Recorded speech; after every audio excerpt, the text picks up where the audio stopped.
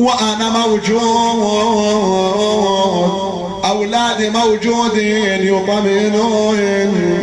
تذكرت لما خلقوا خيام جدي الحسين وهو نائم على الرضا، وزينب ليس لها محامي ولا كفيل إلا جدنا زين العابدين وهو ظليم. يفتران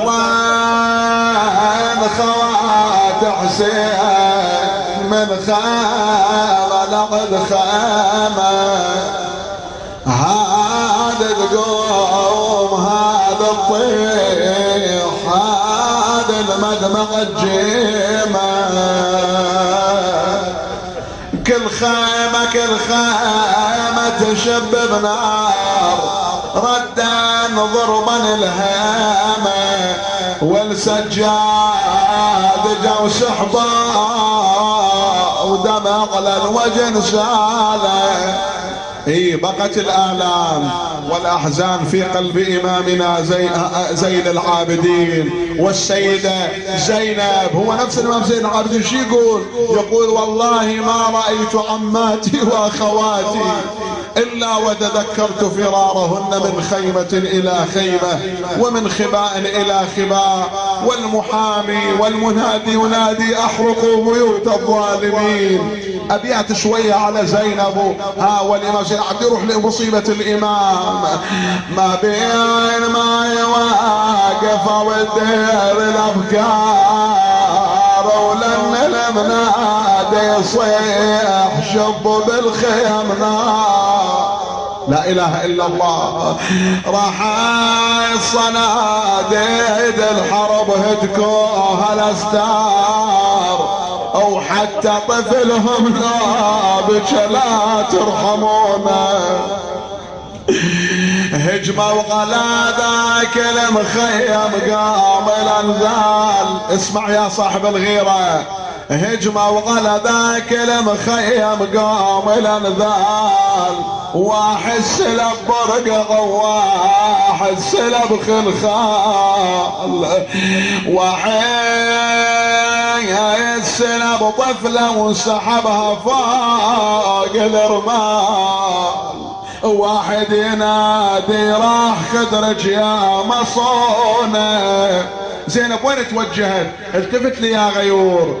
زينب سلام الله عليها لما هجمت عليها الخيالة ظهرها توجهت إلى بدل الحسين وصاحت أخي يا حسين، يا ابن أمي يا حسين، نور عيني يا حسين.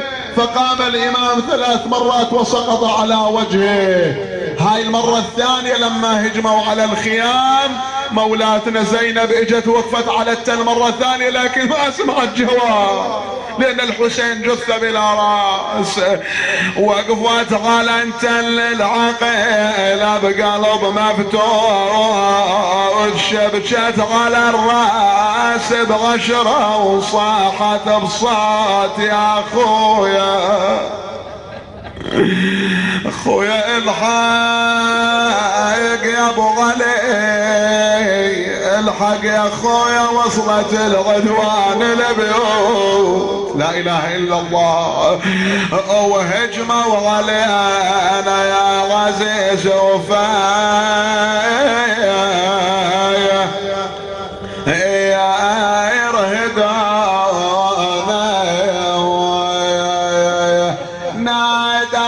يا بلسان الحال من لو صغد انفاس، يا مخدرة حيدر ابونا صغب المراس يا زينب.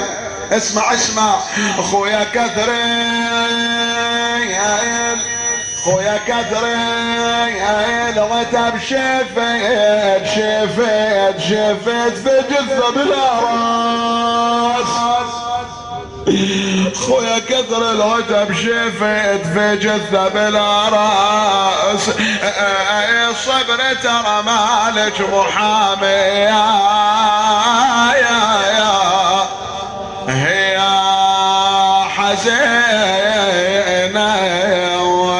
وجهت لأبي الفاضل صاحت أخي غباس أدركنا فهذه الخيل قد هجمت علينا بلسان الحال يا مخدرة بيت الرسالة والنبوة مراحل محامي وانقطع حبل الأخوة اسمع اسمع سهم المثلث ما ترك بعسين والله سهم المثلث ما ترك بعسين قوة وما ظل لك بعد محامي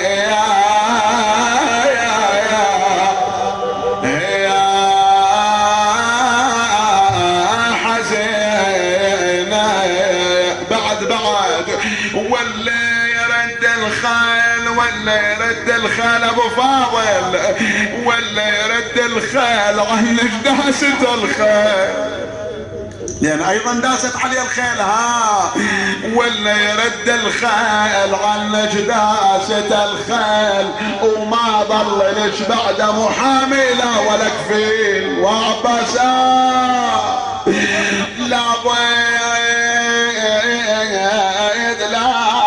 يا زينب تركب النوق المهازيم وين بعد يا زينب والمجلس ابن زياد لابد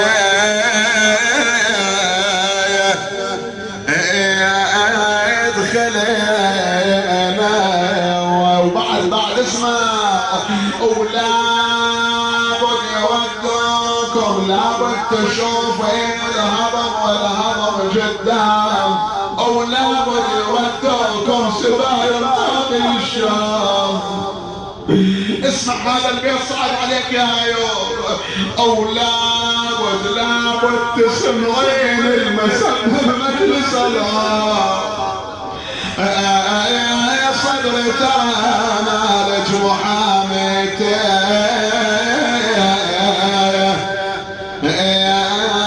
ارتجينا صحيت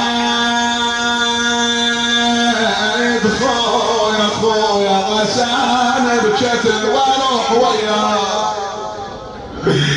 ولا شافت مخضب بدماياك ولا شاف الرجس يضرب ثناياك يا خويا ولا شاف الرجس يضرب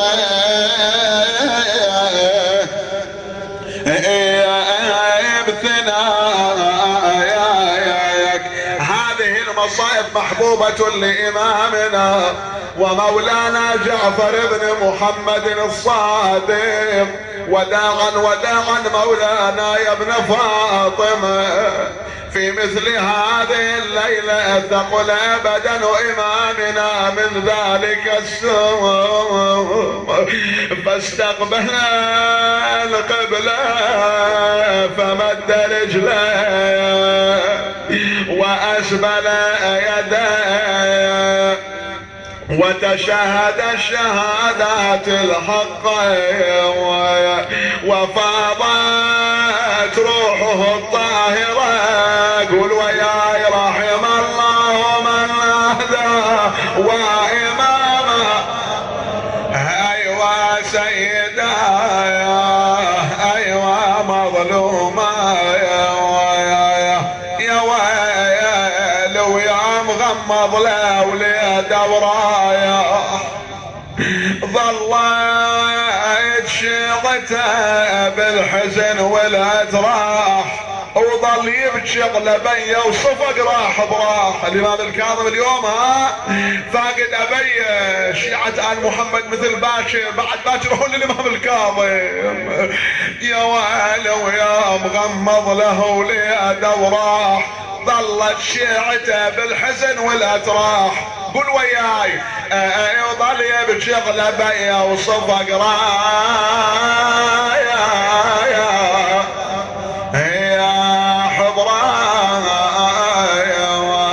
صاحب بصوت قوض راعي الناموس، والله تغالغ الانصاب الصايح بكل دار، وحي هاشم وقبل انصاب اعظم صار الجد حسين ويلي ولا والانصار، الجد حسين ويلي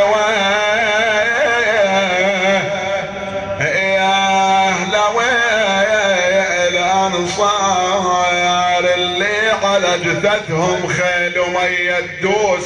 لكم هاي البيتين اهديهن يا شيعة آل محمد لما تصير مصيبة واحد من الائمة يوم شهادته وين نتوجه؟ الى ضريحة. ايام امير المؤمنين مرت عليكم تروحون الى النجف الاشرف تشوفون قبة تناطح السماء علوا، الى كربلاء تلك القبب الشريفة التي تناطح السماء علوا، الى الامامين الكاظمين قبتين تناطح السماء علوا، الامامين العسكريين قبة تناطح السماء علوا. لكنك اذا رحت في مثل هذه الليلة الى البقيع ماذا ترى يا غيور؟ الشيخ بس يصل المدينة يبكي ويسكب العبرة، ارد ازور الحسن وين ما تدلون اغلى قبره، وزين العبادة ومهجة الباقر وصادق الغترة. شنو الجواب؟ قبورهم والدماها وشلعوا من هالضريح، مصيبتين اللي داتنا والحزن داير علينا، ما ادري نبكي على ابو اليمه لا على قبور المدينه، هدموها الغدا وظلت موحشه وقفره وحزينه. ولا يصد لي هالموالي بغينه يضيق الفسيح، شتى مصائبهم فبين مكابد سما وماء حورين وبين مصفدين. سل كربلاء كم من حشا لمحمد نهبت بها وكم استذذت من يدي. اخواني واعزائي كلنا اصحاب حوائج، وفي